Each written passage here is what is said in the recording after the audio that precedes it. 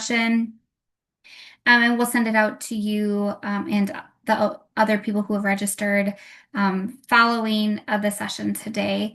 But I just want to introduce myself. I'm Kelsey Wenzel. I work in the Center for Entrepreneurship at Madison College. And today we have Bella with us from WIBIC. And we're super excited as she's going to be sharing a topic on money narratives. So thanks for joining us, Bella. I do just want to mention that if anybody has questions, feel free to drop it in the chat or, feel free to unmute yourself, and feel free to have your camera on during today's session as well to help with that little bit of interaction. So, Bella, I'll go ahead and hand it off to you to take it from here. Thanks, Kelsey. Hi, everyone. My name's Bella. As Kelsey mentioned, I work at Wisconsin Women's Business Initiative Corporation in our Madison office. Um, as I go throughout today, I'm going to be presenting on one of a six-series class that I'm giving. My first class was yesterday and it's called Money with a Mission.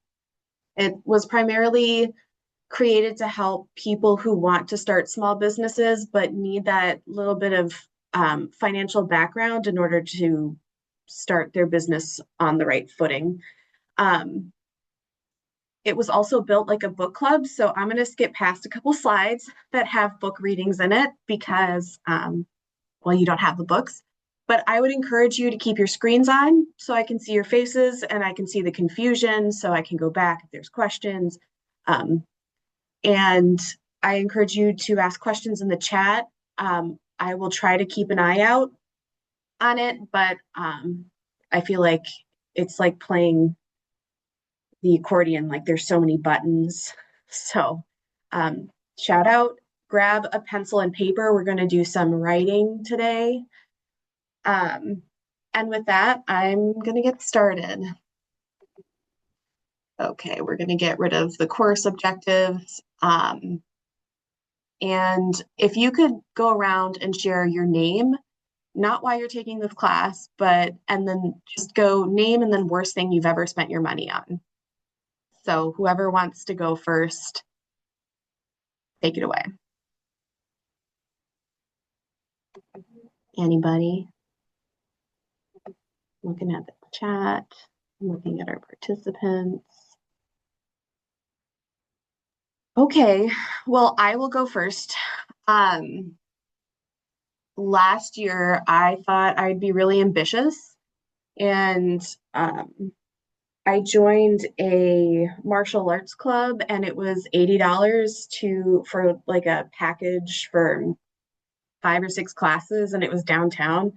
And in the moment, I was totally convinced that I would totally want to find parking at 5 o'clock every Tuesday and Thursday. And so I paid for the full $80 instead of just a $15 class, and I still haven't gone back. So that's that. Anybody else want to share? I'll go ahead and share mine. Kelsey here. Something that I feel like I continuously spend money on that I sometimes shouldn't be is clothes. I love different clothes, and half the time I feel like I buy them, and I think I have the perfect occasion to wear them, and I never end up wearing them. Yeah, it's always so convincing when you're in the store, when you're in the place and you're like, oh, this looks so great, or I'm totally Yeah, it's gonna do it's their this. mirrors, I think, they have like the nice slimming mirrors, makes you Yeah, feel good about yourself, and then you get home and it's like you always gravitate towards the comfy clothes, right? yeah. And then you go, oh my gosh, I don't know what I'm gonna wear this with, but I do that with skirts. Totally. Okay, well, feel free to leave your names in the chat if that makes everybody feel more comfortable. And please, please, please stop me for questions. I can chime in quick too. So Yeah. I'm Mary. Mine's kind of clothes related too. I do this wonderful thing where I like, oh, this is kind of cute in the store, but I don't buy one of them. If they're on sale, I buy like two or three of them. And then I get home and wear the first one. I'm like, oh, this isn't comfortable at all. Now I have Oh, three of them. What no. do I do? So that's my silly thing that I'm like, oh, so now I've made a rule. Like you do not buy more than one until you have one. You've washed it, you weared it, you like it, then you can go get more if you ever want to. I love it. Thank you for sharing, Mary. Okay. Um, so if you're seeing a slide that says do the pants fit, I promise you this is the same slide. This is the same presentation. Um, Finance and creating financial habits.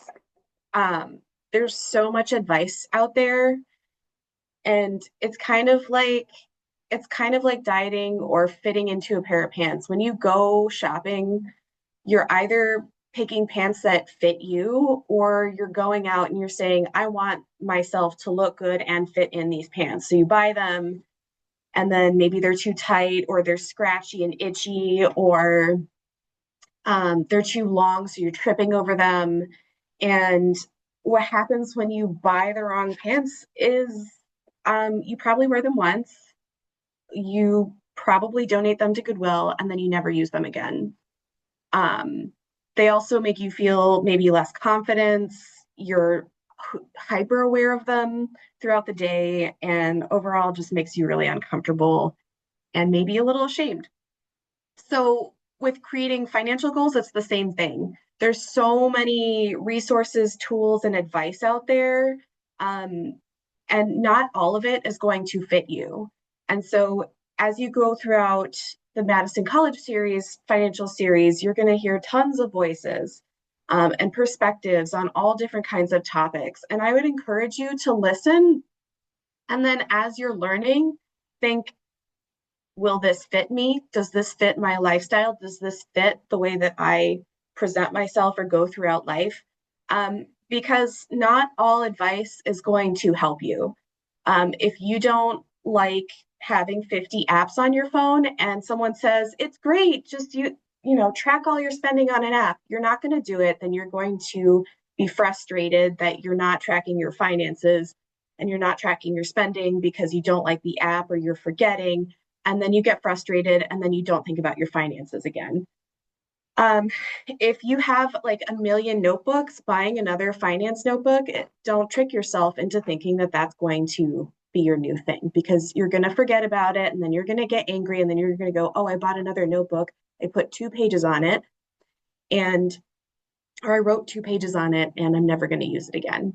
So throughout today and throughout the rest of any finance advice that you hear through life, ask yourself, does this fit me? And if it doesn't, then there's always going to be another way to make things fit you. Um, the way that your habits are formed, the way that you spend money, um, the way that you use credit cards, all of that is dependent on the way that you spend money, the way that you look at money. Um, and so there's just no one right answer, is basically what I'm trying to get at with do the pants fit. All right. So I'm going to skip past this because the series is based on a bunch of books, but I will share that there's so many great financial tools out there. If you're a reader, there's great books with all different kinds of perspectives. Um, the book on the left, Financial Feminist, is written by someone who grew up very middle class. Um, Her parents were financially literate, but she was in no means lived in a rich household. Um, and she built her legacy on saving her first $100,000 to help her start her first business. Rich AF, Vivian Tu, was one of the first, or one of the only females to work on Wall Street. And so she brings a perspective on what what wealthy people think about money and what their mindsets are, and kind of gives you an insight into that.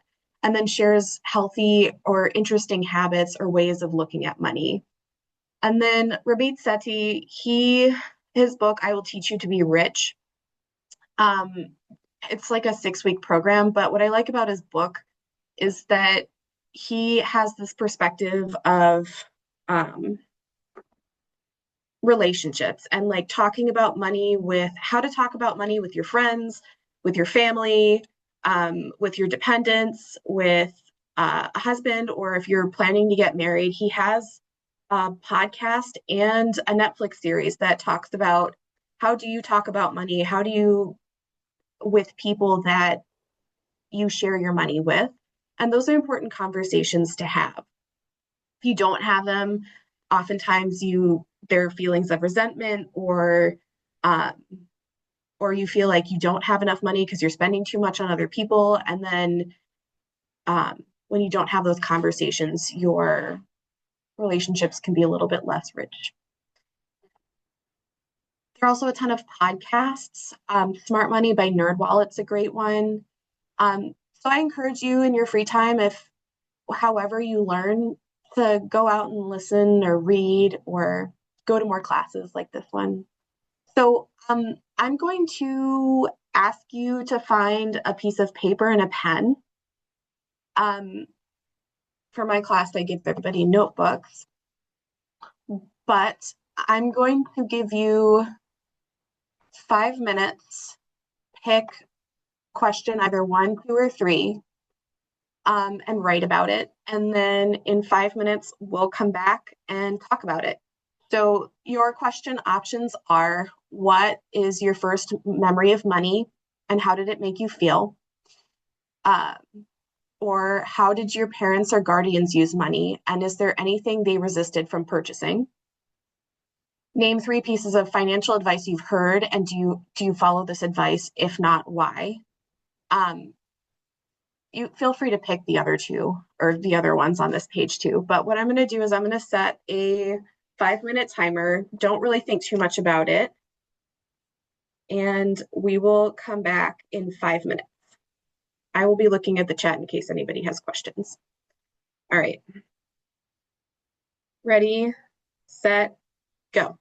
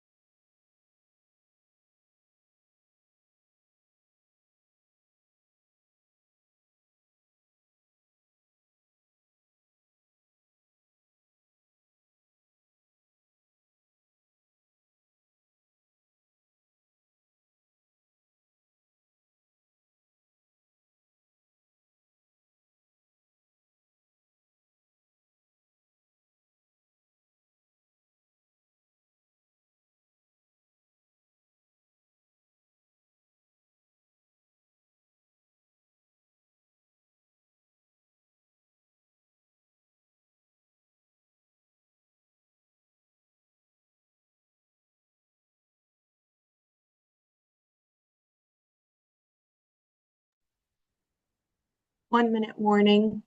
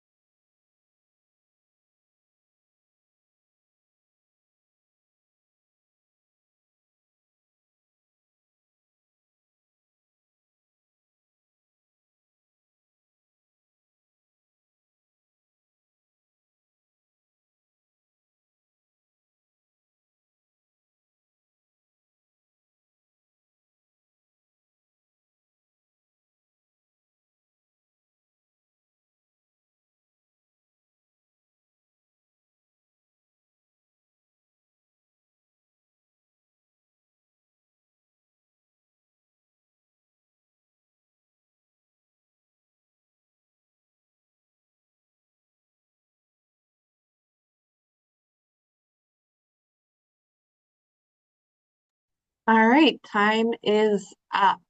Um, does anyone want to go first and just share name what question you answered and maybe a couple things about um, what you wrote about?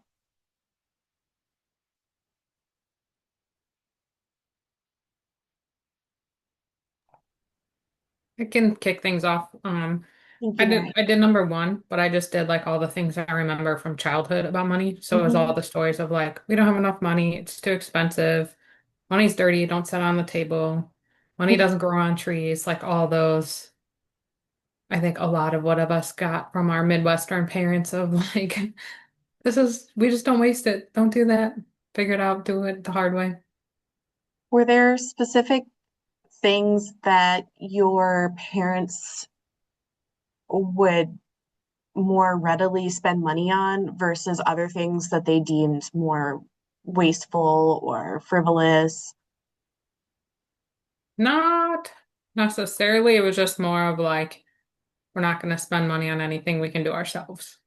Okay. So they were more ready to spend money on maybe like house maintenance or um, like an electrical issue than maybe like going out to eat or something like that. Yeah. Like Okay. we didn't go up. We went out to eat maybe once a week, and that was once we got to high school. So like definitely not like, but I think it was generally like we just didn't have the money, so you did without Yeah. with what you didn't need. Thank you for sharing, Mary. Anybody else want to go? I see Angel, Pratt, and Rose.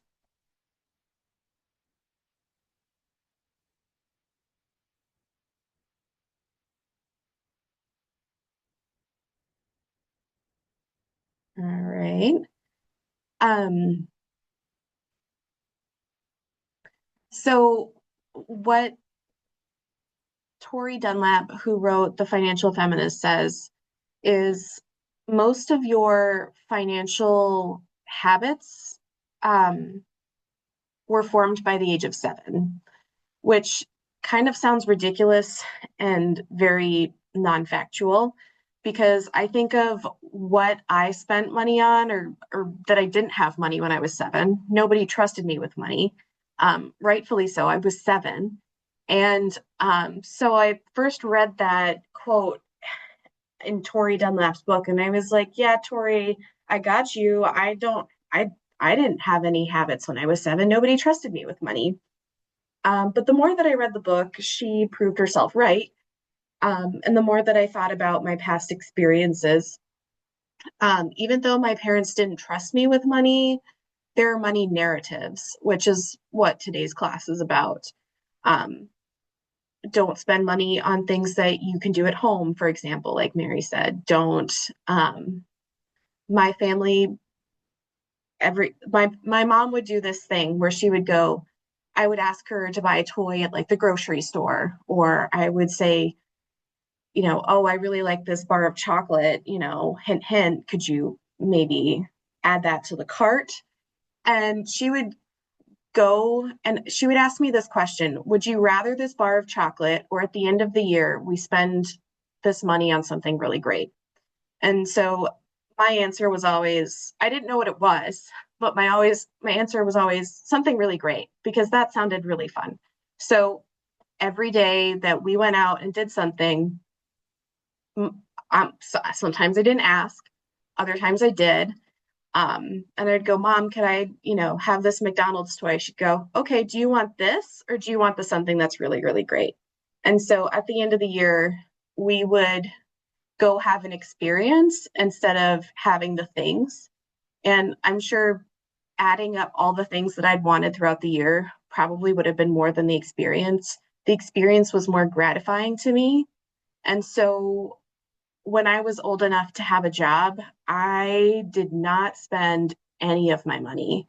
I put it all into my mom helped me open up my first, it was Apple Credit Union, Teachers Credit Union in Virginia. And she helped me with the $5 opening fee. And then every time I passed on my way to school, I would put my money in and I would forget that that money was there.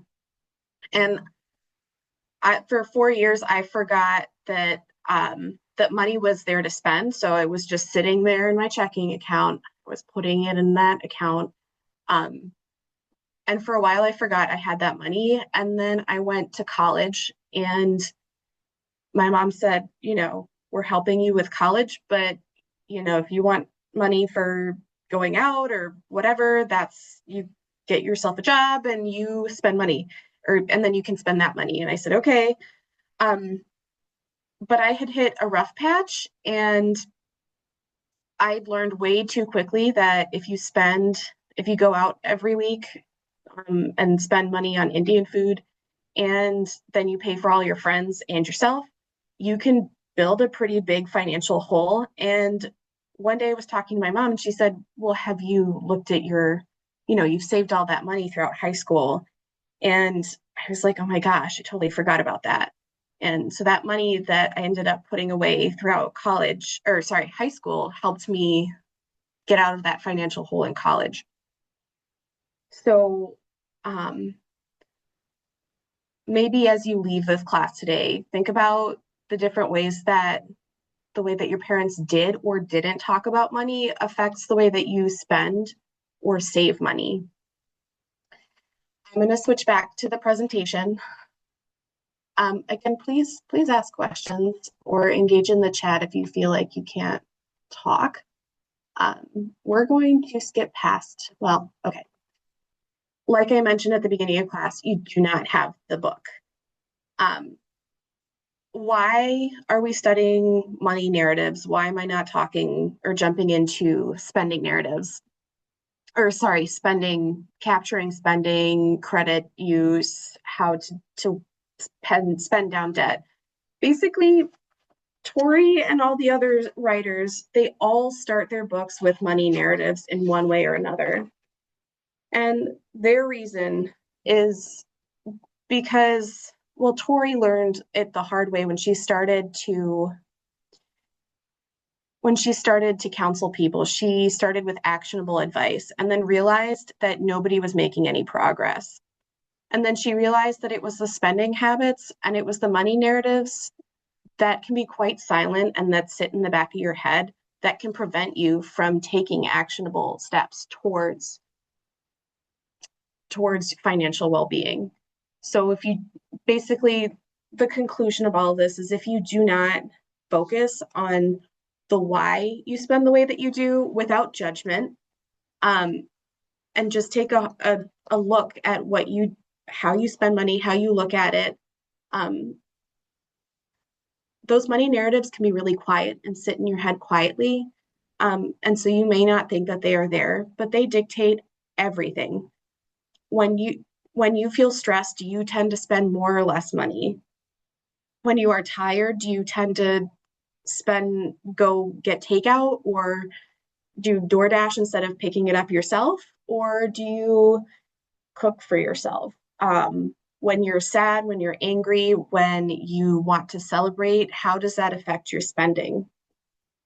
So I encourage you to read The Financial Feminist. It's a really good book, or any of the other ones for that matter. But there's a really good reason why, if you don't pay attention to the why,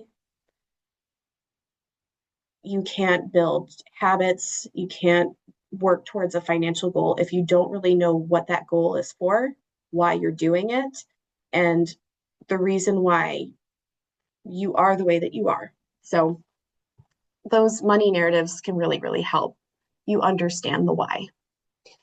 So I'm going to do an activity.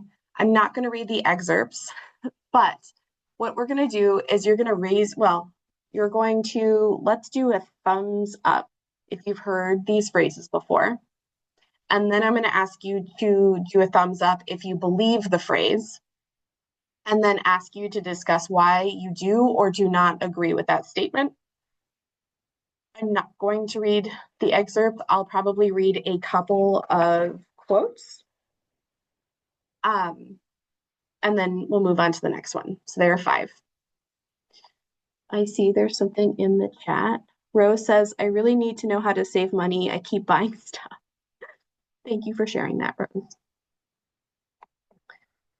It's important to know why you keep buying the stuff and when you tend to, at what point in your life and what you're feeling when you spend the stuff. That tells you the why, and then you can come up with a plan to spend it more intentionally. Okay, so give me a thumbs up if you have heard the phrase, or someone has told you, or you believe, or you have told yourself, you should already be financially capable. So give me a thumbs up or a thumbs down, or put it in the chat, yes or no.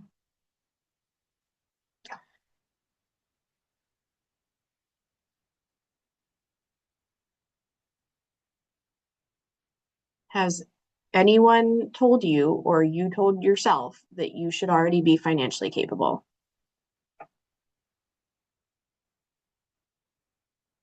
Do you believe that you should already be financially capable?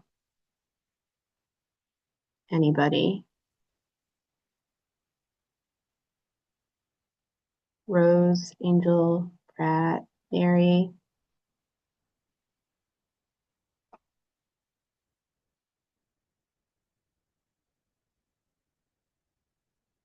All right. So whether you do or do not believe that you are financially capable, many people feel that they should already be financially capable. Most adults feel that they should already be financially capable. And most reasoning is because, well, I'm an adult. I should have everything figured out. I have a job, I have a car, and some maybe have kids, some maybe have elderly parents that they are dependent on. And you may have a lot of other things figured out, like your health and who knows what. But a lot of people also expect that they should be financially capable because they are an adult. But I will tell you, unlike engineering, unlike math, unlike chemistry, the way that finance works in today's world is relatively new. The industry, the topic of finance continues to change. Finance is a baby, is a toddler in comparison to things like health, well-being. It was only really, the way that finance works today has only really started in the 70s. 401ks did not exist, so retirement accounts, until 1975 or 6, if I'm getting this right, which means that the whole concept of creating your own retirement is really, really new, or saving for retirement is really, really new. People either worked until they couldn't work anymore, or earlier in the 90s, or sorry, in 1920s, 1930s, it was more common to have a pension given to you by your employer. So when employers shifted from pension system to you kind of have to figure it out, that's when those 401ks and 403bs and those retirement accounts came about. And the rules and regulations are updated every couple of years.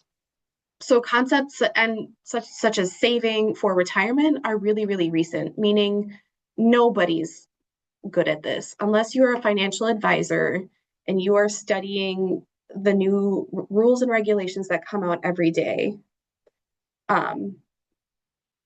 Most people aren't financially capable, but we have this idea that there are all these adults and they seem to be fine. And we do this about other things, right? We make these assessments based on how healthy other people look, how happy other people look based on their appearance. We tend to go, oh, this person has a Gucci bag, they must be doing really well. Or, oh, this person's driving a Mercedes, so they must make a lot of money. But as a Kiva Capital Access Manager, I'm one of the privileged few that gets to see behind that veil. And oftentimes it is never as it seems. So you might assume that someone is well off because they look happy, because they have two kids or they own a house. But there are a lot of people who are struggling who may have a house, but they can barely make their mortgage payments. There are many people who have bankruptcies that you don't know about. Um, I have I've done over 200 loans in the past, well, since I've started at Wibig 2 years ago.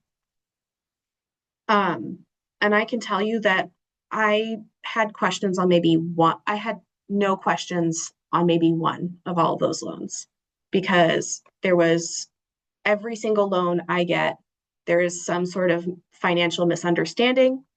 Someone has spent way above their means, which means they have the fancy vehicle, they have the fancy bags, they can't afford their way of life. Other people who are so restrained that they have all this money, but they feel like they can't spend it. But we don't talk about finance. We don't talk about how we're doing financially because we tend to tie money, our net worth, to our worth as human beings. We tend to go, if I have enough money, then I'm worth talking to, then I'm worth having confidence, then I'm worth being seen. And if I don't have money, then I feel less than. So those are money narratives that we carry around with ourselves every day, to carrying a bag that is a little bit frayed, to having shoes that aren't shiny, to feeling like you have to buy new shoes all the time because other people will judge you if you do not. So those ideas that you should already be financially capable, do not make sense. So I'm going to read two quotes that I really like from the first chapter that Tori talks about. She says, no one breaks their leg and thinks to themselves, why can't I send my own bone? So why do we feel that way about money? Same deal, right? If you hurt yourself at work, you're not going to go, ooh, I'm gonna see if I can set my own back. Same with anything in life. Oh, some chipmunk chewed the wiring in my house. I'm gonna mess with the electrical wires. You're not going to do that, but we tend to do that with money. We tend to think, oh, I'm going to do this by myself and I'm not going to talk to anyone about it and I'm going to carry all this shame. And then you're going to feel alone. You're going to feel like you're the only one who's not capable. And shame in finance is more common than it isn't. And shame is inhibiting. Second quote I'll read is, feeling unsure and uncertain is the foundation of courage. So when you are able to go to a class, a financial class, or a financial advisor, or talk to someone in your life that you trust, and you feel unsure and uncertain, but you're willing to talk about it anyway, that's really the way forward. So I will leave you with that. I don't see anything in the chat, so I will keep going. All right. Talking about money is impolite. So raise your hand, give me a thumbs up if you've heard this phrase before or if someone's told you this. All right. Anybody believe this or don't believe this? I don't know if I've heard it in that exact way, but like just kind of like you don't talk about money. Not that there's like it's kind of Yeah, taboo. Like you just don't talk about it, especially as yeah, women. 100%. So it's been said in different ways, but essentially it is taboo. Thank you for sharing that, Mary. Um, a lot of companies And will say, also, oh, and yeah, go ahead. also like one example, something similar to this is job interviews, because Mhm, you're not supposed to ask, oh, what's the pay? What am I expecting? mhm. You just say you're passionate about it. That's a really good point. Thank you, Rose.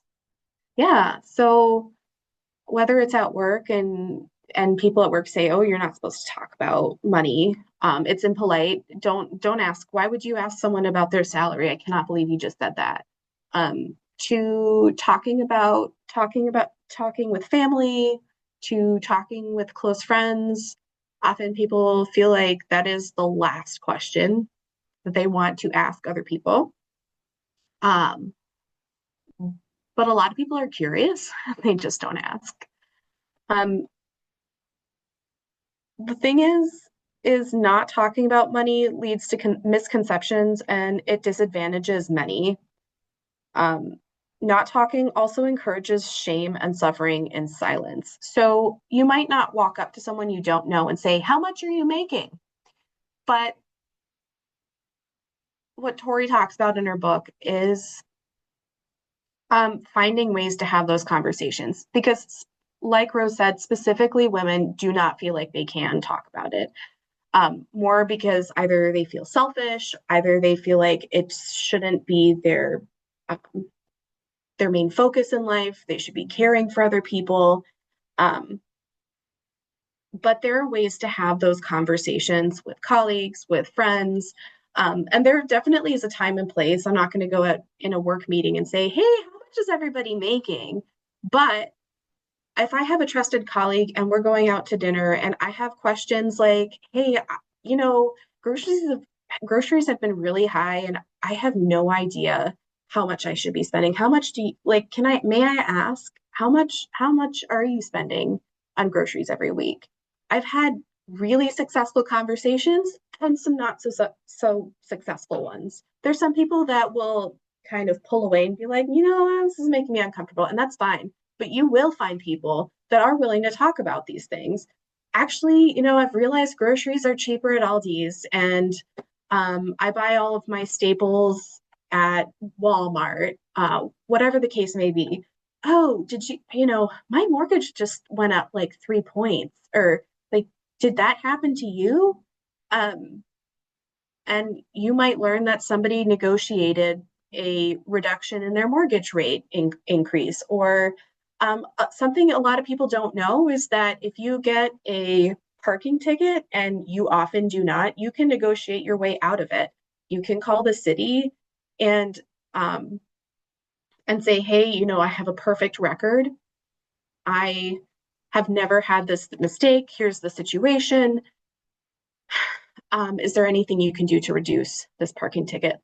I have done that myself, um, and it worked. So I wouldn't, if you get parking tickets every day, they're probably going to go, "Hey, there's a pattern." But that's why we talk about these things. "Hey, I just keep getting these like parking tickets and I don't know why. There's no sign anywhere. Have you?"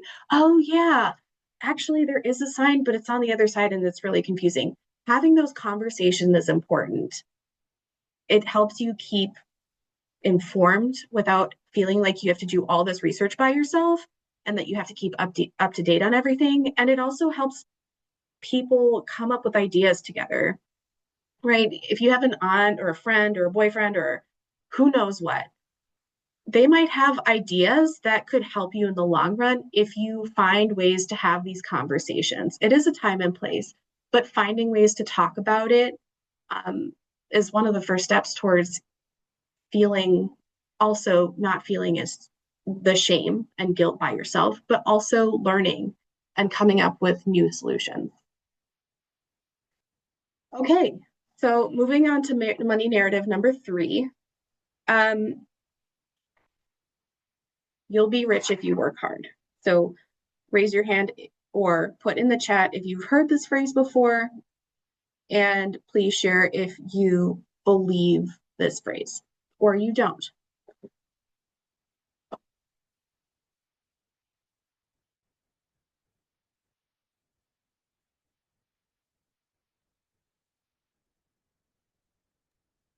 I think this one kind of perpetuates our hustle culture of like you have to be working all the time to make money. Or like you hear the comments of like, how do they afford that house? They must be working all the time and aren't even home to enjoy it. Like I think we hear a lot of that.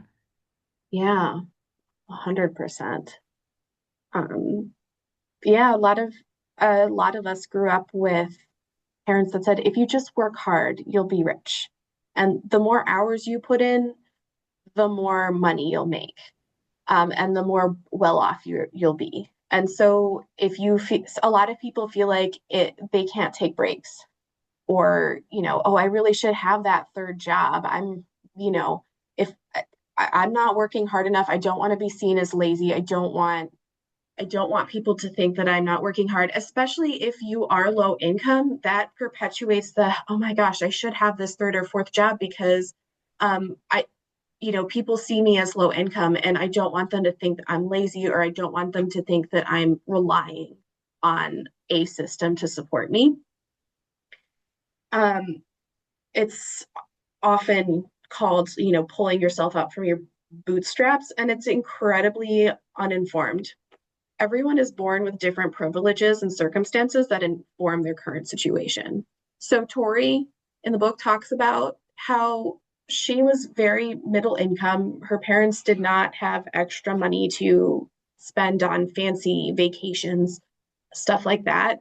But she talks about her privileges and that they taught her how to handle money, and that was a privilege in of itself. And if your parents did not sit you down and say and show you how to balance a checkbook or how to pay your bills on time, she talks about how her mom sat down, like I think it was every Friday or Sunday. Every morning she'd have her cup of coffee and she had all of her bills and she had a method, and Tori did the same thing. um, some of us are born with that family and that surrounding of support and knowledge. Some of us had parents to lean on when we didn't have money in our early 20s. Some of us had were able to live at home for a long period of time. Other people don't have that privilege.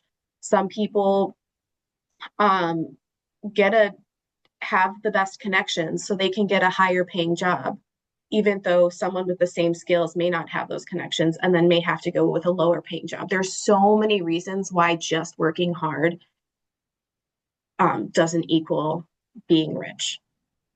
It's about the connections that you have. It's about your surrounding. It's about your context. Um, and the problem with this statement isn't the fact that I'm not saying, be lazy, don't work hard at all. Working hard can be a good thing and result in good things. But this statement is harmful when you use it as a way not to take a break, or when you use it as a way to make yourself feel bad. I'm not as well off as I should be, or I feel like I should be better off. I'm clearly not working hard enough. Or you use that phrase for someone else. Yeah, they're like gardening all the time. How do they have time to work? Like, how are they making all this money? Having the privileges or not having the privileges of being well connected, or having someone who can help you out in a bad situation, having saved enough money for an emergency fund, all of those things dictate whether you're or not you have a step up in life or not. So Tori says, and I quote, hard work does not equal wealth. Um, it's not an accurate equation.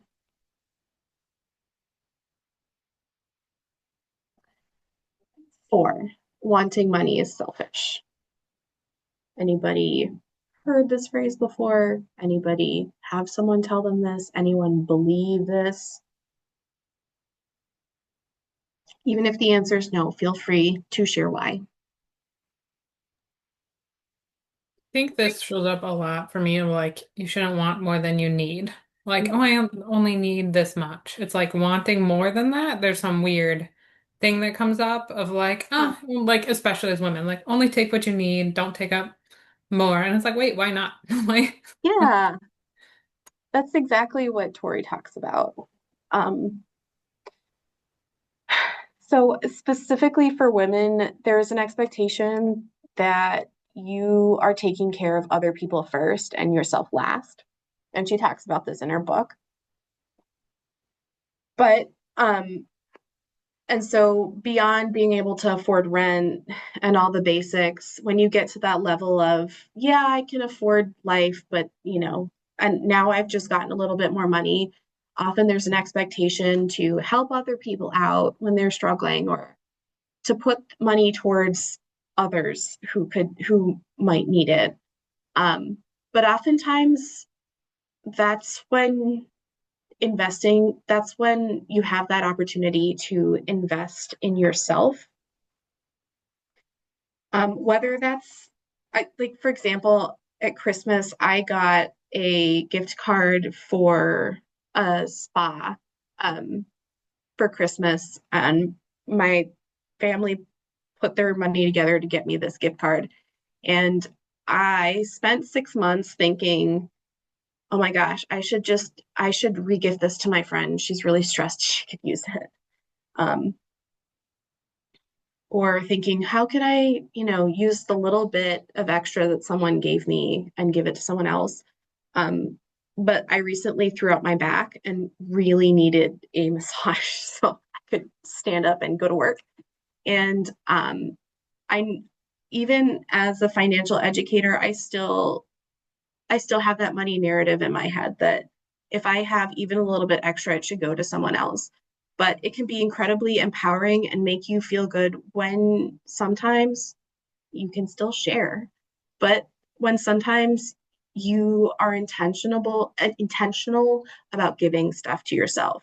And sometimes that can be more powerful because when you don't spend money on yourself and you don't let your money bring you a little bit of joy from time to time, that's when like binge spending can happen because you might go like 3 or 4 months without doing anything fun. And then all of a sudden you're on a Fashion Nova app or you're on Amazon. You're like, this looks fun. I'm just, you know what? I've been really good. I'm just going to spend all this money. And then you end up spending more than maybe you would have if you put time and money aside to do something good and fun. Maybe you bought things that weren't as worth it to you than what you originally might have felt beneficial or would have been beneficial. So if you love video games, but you're like, I can't spend any more money on video games. And then later on, you're maybe at a grocery store and you spend twice as much on like candy bars, even though you don't really like them because you're stressed, you haven't spent any time and focus on yourself. Um, and not being your best means that you can't help other people that you want to help. So Tori says, in regards to women, before we can speak, we are told that our value to society is not our own ingenuity, but rather how we serve and belong to others. It is often off-putting to many when a woman wants for herself rather than others. Many feel shame and avoid thinking this way. Our giving condition tends to punish us financially. Women's earnings have to come with an explanation.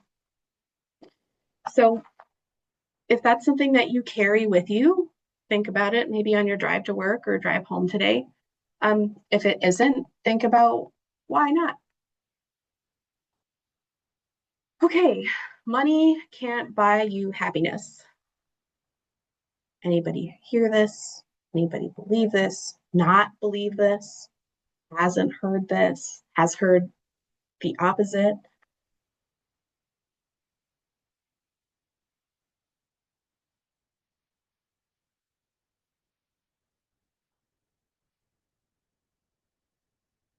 Okay, so whether you have or you haven't heard money can buy you happiness. Um, and whether you believe it, there is a graph, and it's pretty well known, and I wish I had it on the slide instead of the lady with the bunny ears. Um, and there's a direct correlation where going from having zero money to a certain amount directly increases in happiness. And that upward slope is I have enough money, having enough money for groceries, then having enough money for like shelter, having enough money to have a safe place to be. All of that, having enough money to achieve security and safety, money wise, directly correlates with higher happiness. Then there's a point where you have enough and you even have fun money, and then the slope kind of starts to flatten. So it starts like this, and then it kind of curves where, yeah, you're feeling a little bit happier the more money you have. And then there's a point where the more money you make doesn't necessarily lead to more happiness. And the reason may be that you're not being intentional about how money can be a resource to bring you happiness or how it can provide more options for you. Tori says in 2022, 2/3 of all Americans reported feeling stressed about money. And that was a study, if I remember correctly, from therapists. Therapists reported that oftentimes money was a really big topic in their sessions. So money provides stability, basic needs, and higher incomes are correlated with higher well-being. Being able to pay your medical bills, for example, is a huge one. Being able or feeling like if an emergency happens, you will be able to recover is a huge part of happiness. But if you feel that you shouldn't reach for money because it's selfish or it won't really buy you happiness, the flip side is if you don't have an emergency savings account for when emergencies happen, you will feel stressed, which doesn't equate to happiness. Um, Money, having enough means having the ability to leave bad situations. If you're in a bad relationship, if you're in a bad work environment, Tori's whole first chapter is about how she felt so stressed at work that she had to work through Christmas and New Year's, and her boss made her cry. And she felt like there was no way out because she felt like or she is tied to that job. And then she realized she had when she reached $100,000 in savings. Again, that was her goal because she also wanted to start a business and then wanted to give her 6 months. It's all in the book, but she'd reached that point where she said, I could quit and feel like I can give myself enough time to find another job. And whatever that financial amount is for you, feeling secure that you can leave a bad situation also lets you take the risk to go into situations that you're not quite sure about because you feel like, okay, this new job seems like it's really stressful. It looks really fun. It looks like something new, but it looks like maybe I'm not perfect. I'm not good. I don't feel like I fit all the qualifications. But having enough money sometimes can mean I can make that risk. And if I don't like it, it'll be okay. Some people value that. If that's not a value, you don't have to save for that kind of thing. But money can buy stability and choice, and that is happiness. Inherently, money isn't valuable, but it's about the choices that it can give you, right? So, what choices do you want in life? That should be informing your financial goals. So,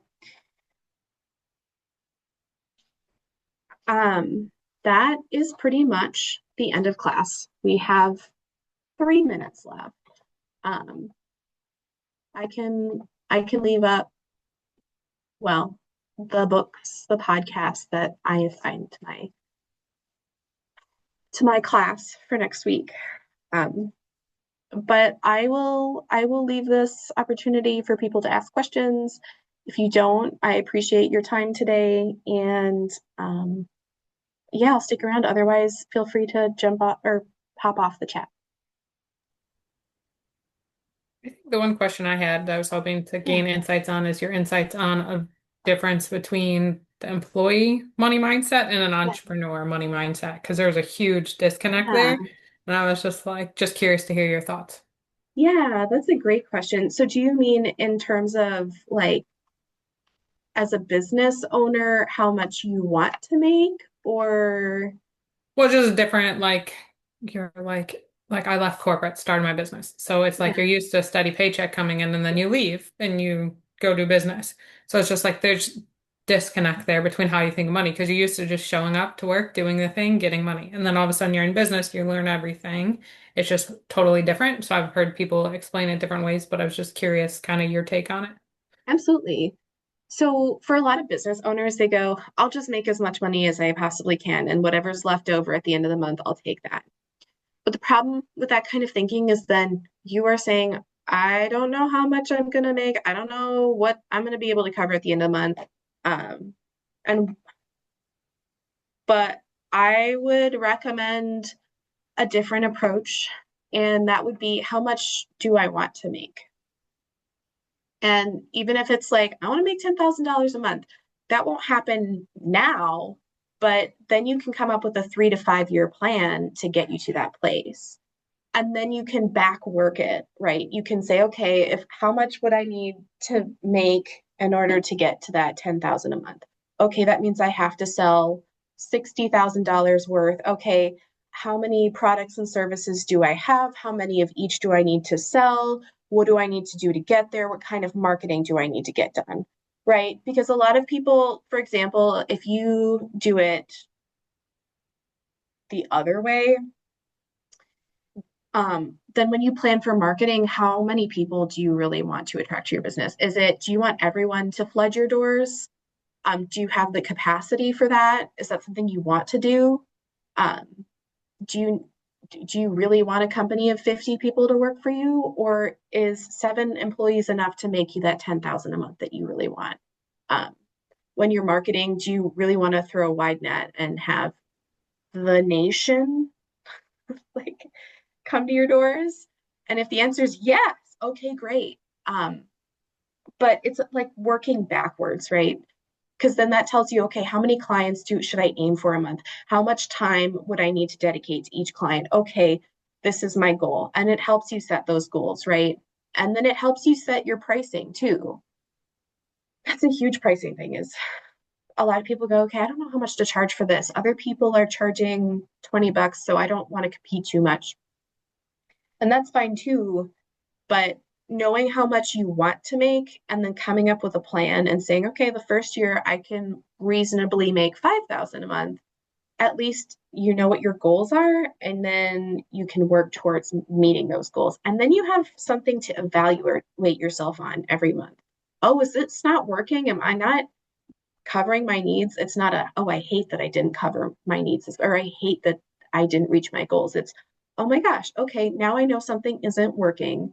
I'm going to look back into my business plan. I'm going to look at my pricing. What is it that is not working? Do I not have enough clients? Oh, I have enough clients, but it's not bringing enough money. Do I have to look at the cost of my business, or do I need to up my pricing because I have enough clients? That having those, like, this is what I want, having your goals, and then back working how am I going to get there really helps, because you think of things that you wouldn't think of when you do it forward to back instead of back to forward. Whereas if you're an employee, then you're raking in money every month. You also know then that it's not your responsibility necessarily to find out where that money is going to come from, but in some ways it is. Like, it depends on the kind of work that you do, but sometimes it depends on the contracts you bring in. And if you say, okay, I want a 20% raise and I'm not going to feel ashamed about it, I'm going to look at the company and say, okay, they might have enough for maybe a 10% increase, but how am I going to bring it? Maybe I need to bring in more contracts and say, okay, hey, boss, I need more money. I can't cover my costs. And if you want to keep me, this is what I need. If I bring in 10 more contracts a month, can you assure me that you're gonna increase my pay every 6 months or whatever the case might be, right? Yeah. So yeah, that's my perspective. That was a good question. Thank you. Thank you. Yeah. Other questions from the crowd?